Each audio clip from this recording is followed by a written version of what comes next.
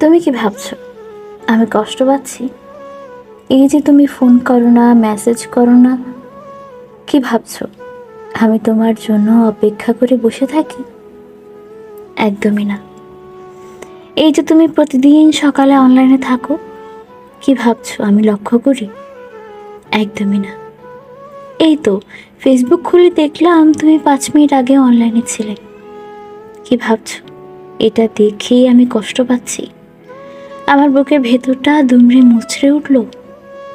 একদমই না। এতে বরং ভালোই হলো, আমি নিশ্চিত হলাম তুমি আমাকে ভুলে গেছো। আমিও আর আশা করব না কোনোদিন ফিরে আসবে বলে। না, আমাদের বিচ্ছেদ হয়নি, যোগাযোগ বন্ধ হয়ে গেছে মাত্র। তুমি আমাকে কোথাও থেকে ব্লক করনি, আমার থেকে মুক্তি চেয়েছিলে, সেটা তুমি আমাকে বলতে পারোনি। হঠাৎ তুমি যোগাযোগ বন্ধ করে দিলে। আমি বুঝলাম যে যাবার সে চলেই যাবে, তাই বেঁধে রাখার বৃথা চেষ্টা করিনি। যদি কখনো আমার মনে পড়ে, সেদিন হয়তো তুমি বুঝবে তুমি আমাকে কি পরিমাণ কষ্ট দিয়েছিলে। সেদিন ফিরে আসতে চাইলেও আমি আর ফিরব না।